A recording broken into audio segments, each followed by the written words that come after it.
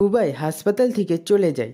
সেই কারণে অয়ন ডাক্তারের উপরে দোষ চাপিয়ে বলতে থাকেন, একদম এইভাবে দাঁড়িয়ে থাকবেন না। আমার ছেলে কোথায় আগে সেটা বলুন।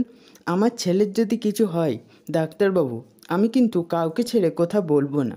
আপনাদের এখানে কোনো সিকিউরিটি নেই?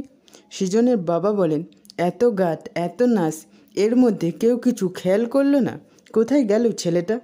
এরপর জেঠি এসে বলতে থাকেন, কি হয়েছে গো, এত চেঁচামেচি কিসের? সৃজনের বাবা বলেন, বুবাইকে খুঁজে পাওয়া যাচ্ছে না। সৃজনের মা বলেন, বুবাইকে খুঁজে পাওয়া যাচ্ছে না মানেটা কি?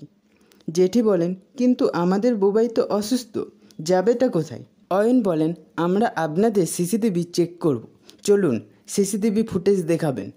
জেঠু বলেন, হ্যাঁ চলুন চলুন।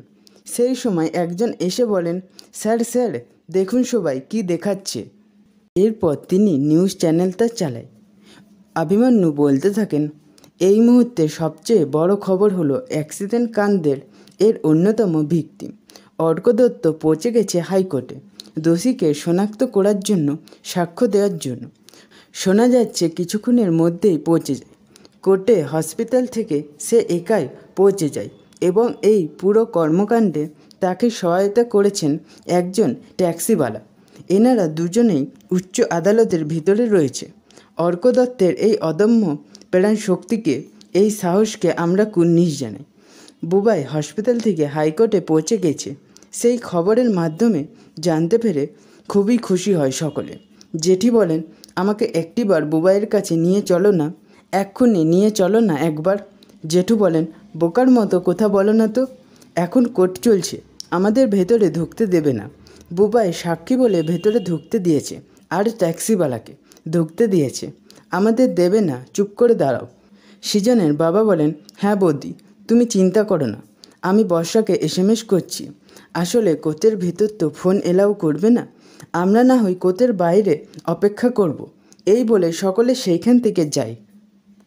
অভিমন্যু আবার বলতে থাকেন, দর্শক বন্ধুরা, আপনারা জানেন গতকাল আমাদের সাংবাদিক আলোকপন্নার বসুর ডাকে গোটা শহর সাড়া দিয়েছিল।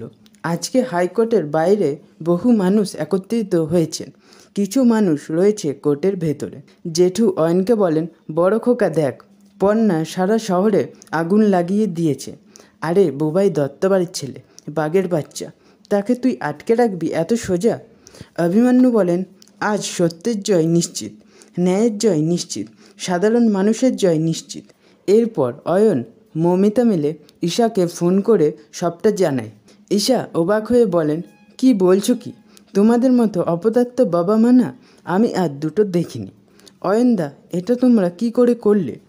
অয়ন বলেন, ঈশা, আজকে সকালবেলায় পর্ণাকে কেবিনে আমরা ঢুকতেই দিইনি, বাইরে থেকে ফিরিয়ে দিয়েছিলাম।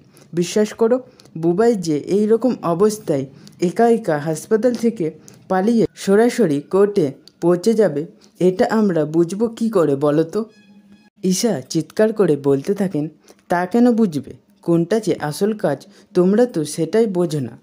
যে সময়ে বুবাইয়ের কেবিনের সামনে বসে থাকার কথা, সেই সময় তোমরা চা খেতে চলে গেলে, বুবাইকে চোখে চোখে রাখতে পারলে না।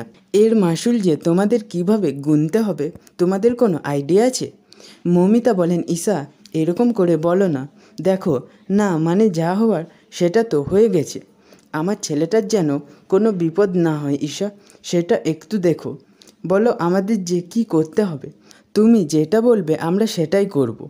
অয়ন বলেন, বলো প্লিজ। ঈশা কয়েকটা কথা শুনিয়ে ফোনটা কেটে দেয়। ঈশা একা একা বলতে থাকেন, এবারে কি হবে? আমার হাতে তো কিছুই রইল না, এবার যা করার প্রত্যুষবাবুকে করতে হবে, উনি শেষ ভরসা। কিন্তু উনি কি কিছু করতে পারবেন? যদি না পারেন তাহলে তো আমি আবার পণ্যার কাছে হেরে যাব। না না না, এটা কিছুতেই হতে পারে না। প্রত্যুষবাবু, আপনাকে কেসটা জিততেই হবে।